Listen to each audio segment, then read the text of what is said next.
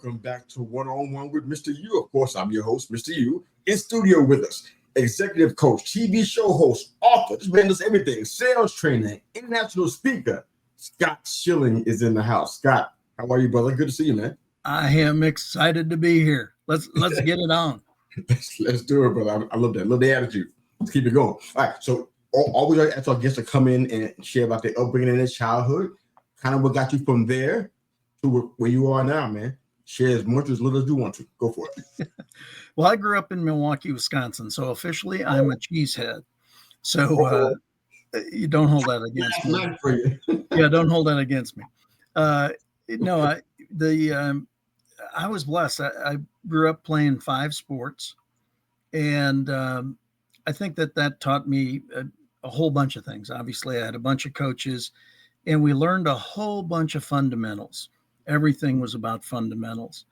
And as I got a little older, I started narrowing the sports, and I ended up playing Big Ten football at the University of Iowa. Go Hawks. Okay, no Hawk fans, that's fine. Anyway, I played for legendary Coach Hayden Fry. And while I learned a ton of football from the man, I learned as much business and as much life as anything else. And so I think the foundation of athletics was not only really important for me, but I think it still can be tremendously important today. Absolutely, man. Absolutely. Well, you do a lot of things in a lot of different areas. I'm going to try my best to cover as much as humanly possible with the time that we have today. Now, one thing I've been dying to ask you this question because I'm just recently, and by recently I mean in the last calendar year, getting past the immense hatred I had for sales, mainly because of the thing that the way sales has been represented to us in the past, the way people have done it. You know, the vacuum cleaner salesman, the guys that come make a mess in your house and show you how they vacuum clean it up. It makes people not want to do anything with sales whatsoever. What do you say to those folks that have been burned by sales done wrong? What kind of defining moment has changed your view about what sales is like, how you should approach it? Well, I think the reality is, first of all, we need to demystify sales. Everybody's selling every minute of every day. Every time we open up this thing and we suggest something for somebody's consideration, that's a sales presentation if we frame it that way in our head. So the first thing I work to do is demystify selling. And people make it way too hard. It's 4 words: identify problem, provide solution. That's it. So in essence, if somebody has a solution to your problem, how could you ever be upset about it? Because it is a solution to a challenge you are feeling. Therefore, selling is actually serving. Now, that being said, the official definition of sales is the exchange of a product, good, or service for an amount of money or its equivalent. Well, sometimes people get hung up on the money, or they get hung up on the direction of the presentation. If I were to insist that you take action on something that I knew would not serve you, that's not sales. That is manipulation. And there's a big difference. If I, in turn, share something with you that ultimately serves you, that is professional sales, because I'm helping you understand. I actually created my heart-centered selling definition of sales, which is education through communication without manipulation. See, if you do this well, you're really a teacher. And you're communicating the features, advantages, and benefits your products, goods, and services have that satisfy your needs, wants, and desires. See, it's really all about you. It has very little to do with the presenter done well. It's about providing the solution. So when people, again, I got to demystify it many times. People go, well, I hate salespeople. Well, what'd they do? They made me do something I didn't want to do. I said, that's not a salesperson then. That's a manipulator. A salesperson. So we have to call a cat and a dog, right? There you go. It's one of the chapters in one of my books Says sell dog food to dogs and cat food to cats, because if you sell dog food to cats, it just pisses them off. You got to do the right thing for the right reason. I love That's it. professional sales. I love it. You've been called by many as the authentic connector. Now, I love being a connector. I've done it more times than I've even wanted to. It's natural. I can't help myself. What does connection mean to you as the authentic connector? What's that mean? Well, it's really everything. In fact, it happened this morning. I was making a round of follow up calls. Talked to a buddy of mine. Last time I talked to him was probably about 30, 45 days ago. He had Okay. just accepted a position with a company, and he said, "Yeah, I might be able to use your services down the road." So I was just calling and saying, "Hey, no, just checking in on you, man. What's happening?" And he goes, "I started a new company." I said, "Wait a second. 45 days ago, you were, doing something with a different company." "Yeah, that didn't work out so great. So I started my own company." You started Well, your own company. I said, 45 "Well, congratulations. That's really cool." I said, "Tell me about it." He told me about it. I said, "Man, a name popped into my head immediately." And I said, "Well, this wasn't the reason for the call, but I already got a referral for you." He said, "You would do that?" I said, "Of course." It had nothing to do with today. It has to do with the years of relationship built as an authentic connector ahead of the need. That's the one thing that people don't understand is you build trust and you build relationships ahead of the need to have those relationships. You might have to say that one again, brother. That's good. Well, you build trust, you build need. So again, people do business with those they know, like, and trust. First, you got to get them to know you, then you got to get them to like you, then you got to get them to trust you. Fair. But people take action when they're ready, not when you're ready. So by definition, you've got to have trust built ahead of when they're ready. So again, if they're ready and they haven't built trust with you, they're buying, but not from you. If they've built trust with you and they're not ready, they're not buying from you or anybody else. Right. But if they've built trust with you and you try to force them when they're not ready, you will now break trust. And it will be much harder when they are ready. So again, it's all about building relationships for the desire to build relationships. It's like you and I, we haven't done any business together other than getting to know each other, right? Yeah, It's absolutely. about building the relationships ahead of the need for that relationship. I love that. That's something that I feel as though, and this is not a reference to age, it's just more about wisdom and the relentless acquiring of such. You feel like that comes from a place of wisdom where you learn over the years, what's been working, what's not working. How would who would you say, I guess, is your biggest influencer on your style? Well, And what my style is very much so. When I read "See You at the Top," I was probably 17, 18 years old. The book by Zig Ziglar. oh yes, love that There book. was a quote in that book that really set my path in life, and that was, "You can have everything in life you want when you simply help enough other people get what they want." See, if we come from a servant leadership position, from a servant's heart, and again, understanding selling is serving. If I had a if you had a disease and I had a cure for that disease and I didn't offer it for your consideration, that would be selfish on my part. But Absolutely. if you've got a situation where you could use the solution and I offer it and it works for you for all the right reasons, I have now served you. So again, when we help enough other people get what they want out of life, we'll do okay. We just have to trust that. I believe that. Because of all the vast amount of things you do, who would you say is your ideal client? Who what kind of spot or position do you have to be in to be perfect for what you offer and what you help and the services you provide? Well, great prospects for me are those who do a lot of this face to face presentation. who Okay. are working to communicate a solution for consideration of somebody else.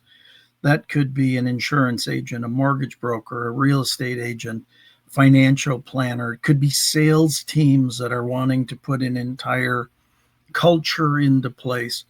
Those that depend upon having a conversation to create that transaction, which then becomes a transformation.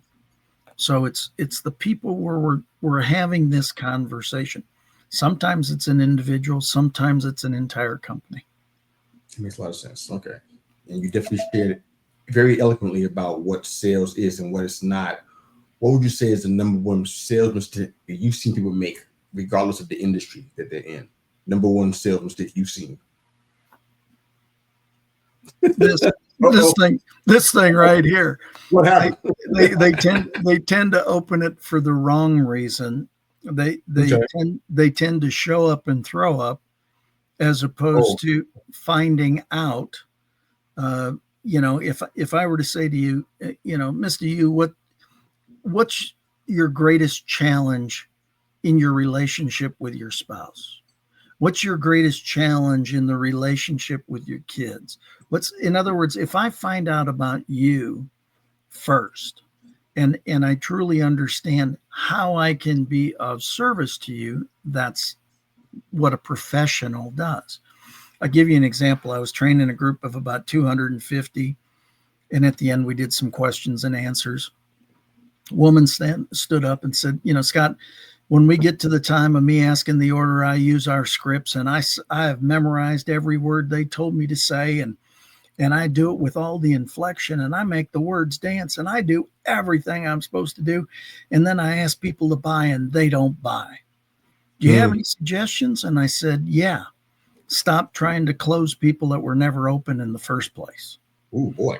And the CEO jumps up and goes, that's brilliant. And I said, well, I would like to take credit for that being brilliant. What it is actually is common sense. Far too often, we are trying to invite people to buy our products before we even know if they have any use for our products. Remember, identify problem, provide solution. We get so enamored with our solution that we don't bother to find out the problem. So the biggest problem in sales is opening this for the wrong reason. Oh, I love this. I love this.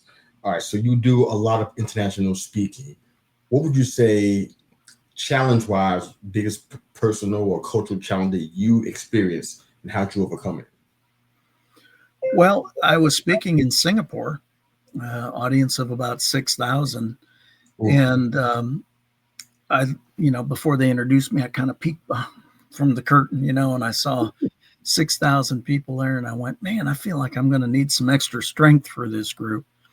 And so I created my pre-event prayer, created it, said it, got called on stage, went on stage, and I went, hello, Singapore. Let's start with my pre-event prayer. Lord, allow the words I share to positively impact 100% of the lives in this audience, one way, shape, or form. Only you know who you sent here to hear this message. Allow me to do best I can to deliver that message, be a vehicle and of service to you. See, that's all I can ever control. It's a high intention and a low attachment. High intention of imparting something great for each and every one of you. A low attachment is to what that is for either you or for me.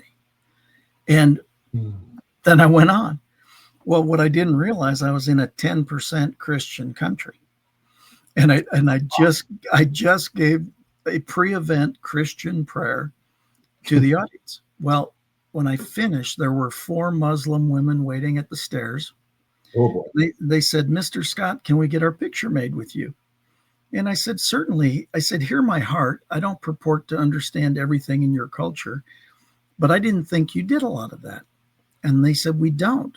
We only take pictures of things or people we want to honor. Well, I said, well, that's very nice. Why would you want to honor me? They said, because you made us cry. I said, okay, now that's weird. You want to honor me because I made you cry? They said, we honor you because for the first time in our life, you encouraged us to have faith. You didn't try to convert us. For that we honor you. See, what we don't understand sometimes is we just do the right thing for all the right reasons, and it's amazing how good things happen. I love that. Our friend from the back of the binge has a comment. Thanks for jumping in, guys. Appreciate you so much, JB. Said not selling to the decision makers is also an issue in the sales process. Yeah, without question. Without question. Very true. Very true. We tend to not qualify very well, so we don't understand if they've got the ability to make the decision or not. I love that. What would you say to your younger self? What would you say to young Scott? Well, the first thing I'd say is, dude, did you not realize you didn't have a body for basketball? Oh boy. Because I went to basketball First camp. thing you would say to him? Yeah, well, that's, I ended up playing Big Ten football, so that should give you an idea, right? But I went to Al McGuire's basketball camps because I loved it. No, I would say, you've made some good decisions, becoming, while you were going to school and playing Big Ten football, you became a licensed life insurance agent. So you learned how to talk to people and ask questions. Good decision.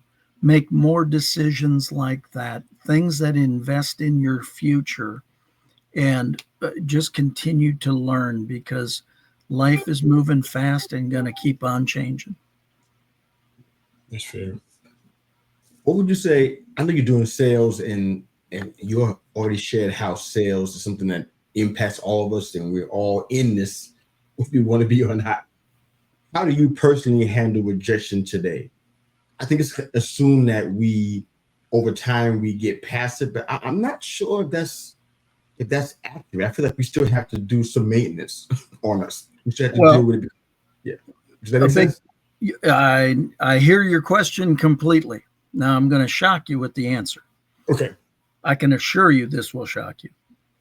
Ready? Yes. There's no such thing as rejection. The reality is, it's not what anybody says to you that counts. It's what you say to you after they stop talking. So it is what you do to condition yourself. If I ask somebody to dance and they say, no, not now, no, thank you, I wasn't dancing, I'm still not dancing, nothing got worse. It might not have gotten better, but it didn't get worse. See, if somebody says to you, I appreciate your offer, I hear what you're saying, I'm not ready to take advantage of that right now. Mm-hmm. I don't go, oh gosh, Scott, you made the worst presentation ever. See, it's not what they said. It's what I start to say.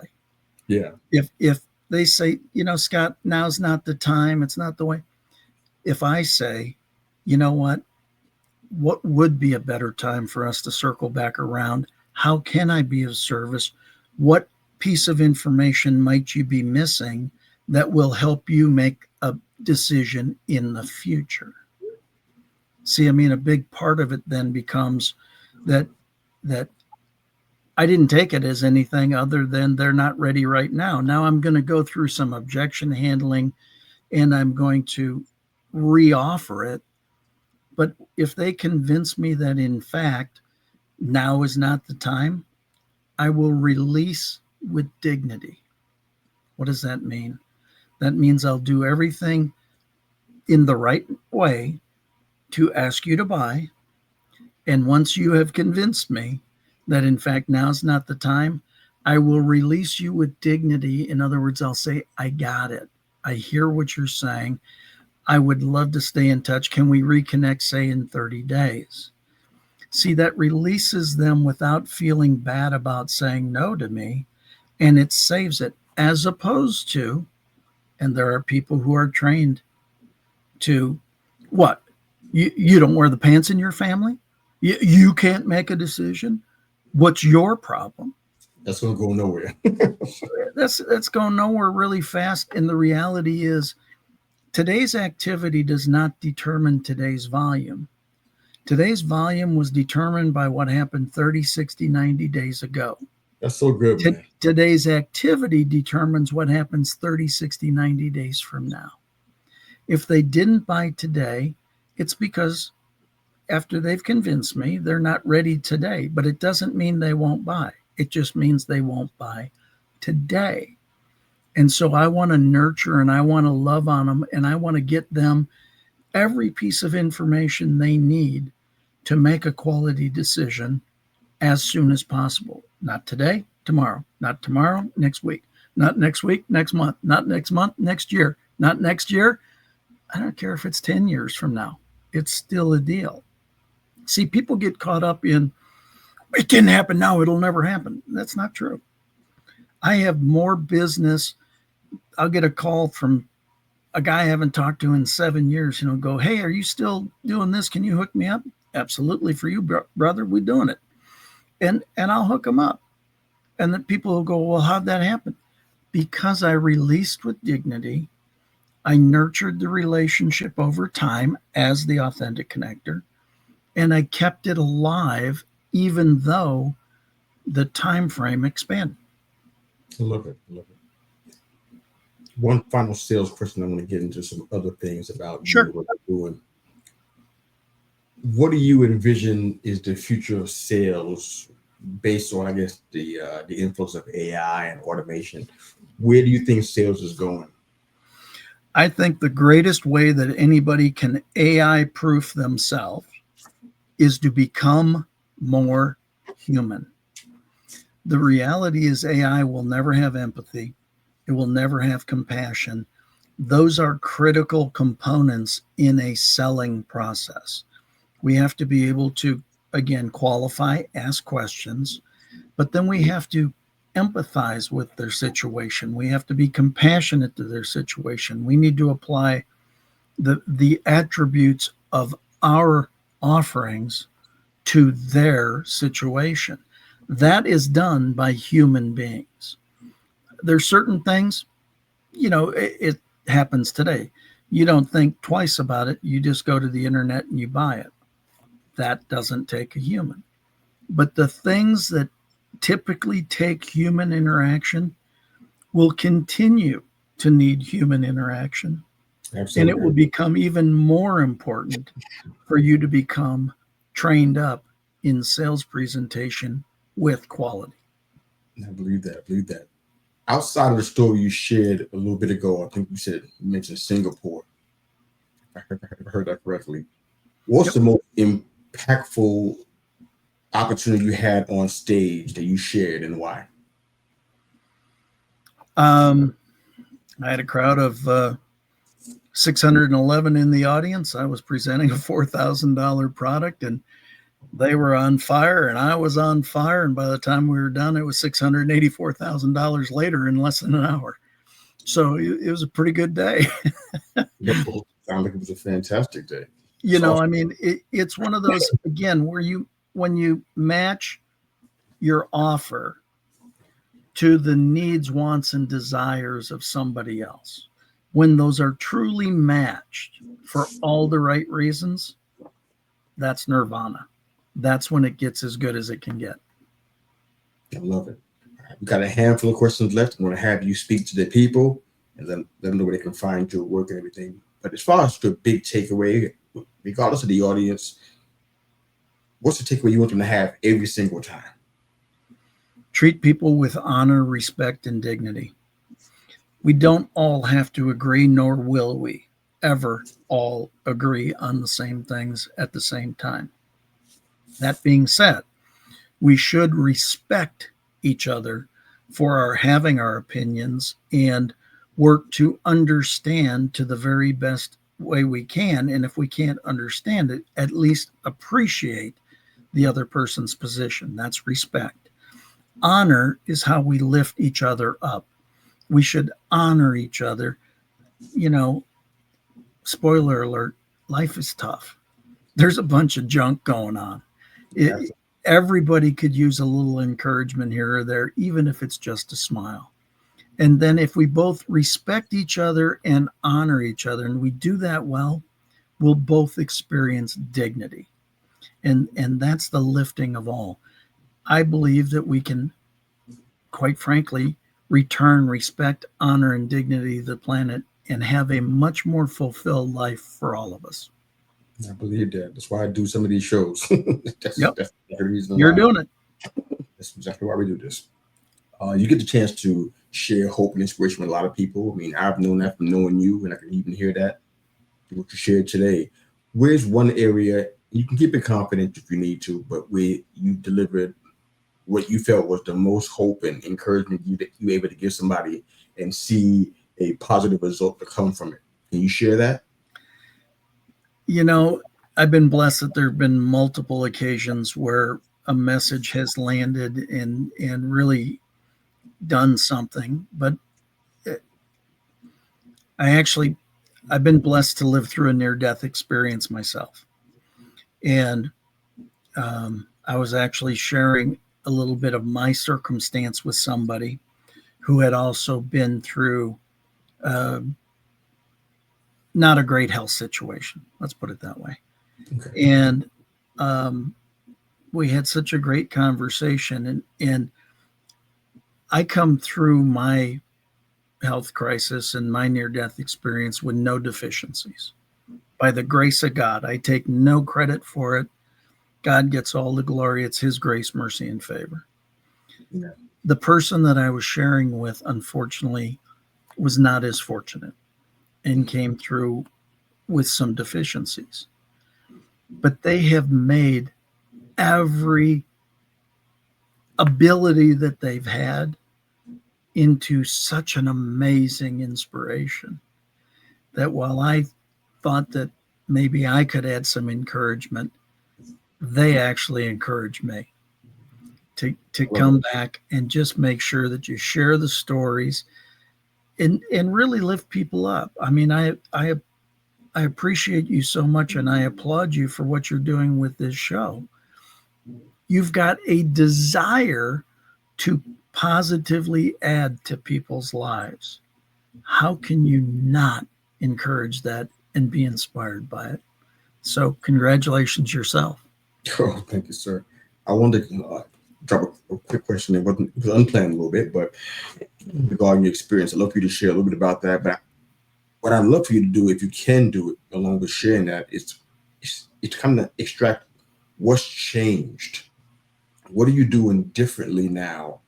That because I've been through a few near death deals myself. My wife and I, we kind of seem to have a history in that, and that's fine. We understand why those things happen, and we learn from them. I know folks who've been in near death experiences that, beside being shaken up, they are in some of the same patterns they were in before, doing the same thing they were doing before. So if you don't mind sharing a tidbit of your story regarding that and how it's changed you, how you've grown and how you've evolved from that situation. If that makes sense. That's clear. Yeah, no, it makes total sense. You certainly don't plan a near death experience, right? Absolutely. But you come through it, and then you look at it as what are I actually created 5 questions that I used myself, and then I started sharing with my clients and my students. The first is, what's the lesson? What's the gift? What did I do to create this? How would I modify it next time to make it better?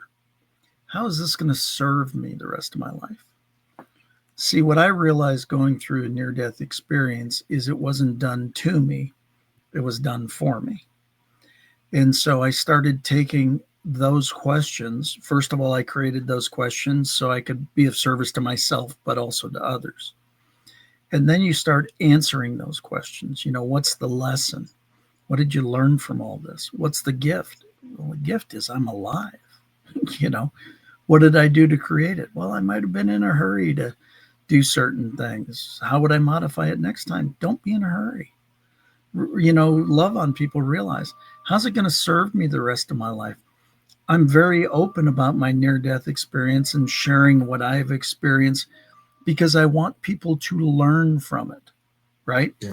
In every situation, there's a lesson. In every situation, a gift. You had some contribution to it. You can modify it next time. This will serve you if you allow it to. And so, again, I think the biggest thing is there were times, because this is about 10 and a half years ago now, actually almost 11 years ago now, Okay. that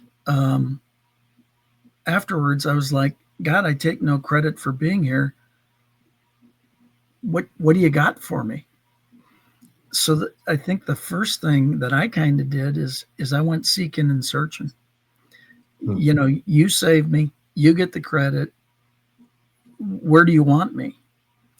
And I did that for a period of time, believing it was the right thing to do. And then you start realizing, wow, I'm not doing as much good as I might be able to do. So then I wrote a book about it. And I thought that book would serve so many people. And it launched in March of 2020. Bang, right into the pandemic. And it just didn't do what I thought it could do or should do or whatever. Yeah. And it was really last December 14th on the 10-year anniversary, I did a gratitude video and I said, I just want to give gratitude for being here. This is the 10-year anniversary of my near-death experience. I take absolutely no credit. God gets all the glory. It was his grace, mercy, and favor. And that's all I had really planned on doing. And all of a sudden, here I am, just like this, staring at myself in the screen. And I said, man, I should probably ask myself, have I done what God saved me for? Wow. Some of it, but not near enough. Wait a second. Why am I doing what I'm doing? I'm doing all this stuff and I'm really busy and because I'm good at it? That's a silly reason. What makes me happiest? Coaching, training, speaking. What brings me the most joy? When I impart something to somebody and you can see the flash in their eyes and you know that it's landed and it's going to improve their life for the rest of their life. Wow, that's it. I'm doing more of that. And I restructured everything. And I just said, in fact, just before we went on air, I said to a friend, with all the knowledge, education, expertise, experience, and wisdom that I've gained over time, it's time for me to accelerate, not sit on the sideline. Yeah. I've got things that I don't know who I'll help the rest of my life, but my commitment is to help people the rest of my life. And I trust that the right people will show up at the right time for me to do exactly that. And I truly believe being here with you today is part of that. I believe that too. All right. This was our penultimate question, the next to last. What's on the horizon for you that you're most excited about? It could be in your 5 to 10 year plan, but I know you're doing great things. You always are.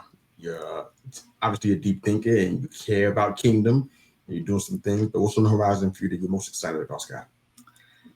You know, I love speaking and presenting and sharing messages. So I truly believe God put on my heart many years ago that we would be doing 100,000 person stadium and Oh, wow. we'd be sharing messages to those, and then the overflow would be either in other stadiums or on you know, closed circuit close to it. You don't get trained up. Again, I didn't get trained up for me. I got trained up for others. I am certain of that fact. And I don't think you train people up and put it on their heart without fulfilling it. So it just hasn't happened yet. God's plan and timing is perfect. All things work together for my good. That gives me the peace to know the plan is still unfolding and it's going to be awesome. You're an awesome guy. I think you've been taking the time to be here and to share this with our audience and with your audience and your people. This has been fantastic, man. Thank you. Final question for the show today. And after that, I'll give you a couple of minutes to say what if you want to say to the listeners and viewers and share how they can contact you. Last question. So our CMV question, career, mission, and vocations. Not to diminish the work you've done, because you've done incredible work over the years. I'm going to just temporarily put it to the side, kind of theoretically erase it for a bit, and ask you, what do you think Scott Schilling is doing today outside of the things you've already done? Those things aren't on the table. What do you think you're doing today? You know, at the very least, I am working to be a living example of my beliefs, of what my God has suggested it should be, and that somebody can sit there and go, there's something about that guy. I'm not sure, but I'd kind of like to figure it out because I'd kind of like to have some of that. I love it. I love it. You glory carrier. So you got 2 minutes, Scott. You can go ahead and share about how folks can find you and drop any wisdoms and nuggets you want to share during that time. Go for it. Well, I thank you again, Mr. Yu, Thank you. for all this and for this opportunity. It's great. I am not hard to get a hold of. My email is scott@scottschilling.com and my website is scottschilling.com. I think the best thing that I can leave you with is you're infinitely capable. You've been built in the image of a much higher power that is absolutely amazing and will allow you to do whatever you believe you can accomplish. Now, there is your participation in that. You have to believe. And part of that is borrowing somebody else's experience and belief in you until you have enough in you. And so that's what I do is I help mentor and coach and train people to truly achieve their dreams. It's not about me. I've had a great run and going to have a continued better run going forward. But I want to utilize that to help you get your run. And you know what? It hasn't always been easy. There's been some really great ups. There's been some really great less than ups. Those are called not ups, right? I don't even use the words. Why? I don't use the words because it's just part of it. We climb mountains and we go into valleys, and when we're in the valley, we fight uphill, and when we're at the mountain, we breathe the clean air and see the beautiful sunshine and live it fully. You are all capable of doing that. And if I can ever be of service to you in any way, please reach out. Scott@scottschilling.com, scottschilling.com. Thank you so much for this opportunity. Thank you very much, sir. All that information that Scott just shared is in the show notes for those that are not watching but are listening for us. This episode is going to be on all the social platforms as we speak, with a couple of exceptions. I'll take care of that within the hour. And of course, all the listening platforms within the next hour or so, you'll have that availability there: Spotify, Pandora, iHeartRadio, Apple Podcasts, however you hear your podcast. We thank you again for your time, Scott. It's been a pleasure, man. Thank you for being such a great friend, man. So, Scott, Mr. Yu, we're out of here. Have a great day. Thanks again for watching and listening to One-on-One with Mr. Yu.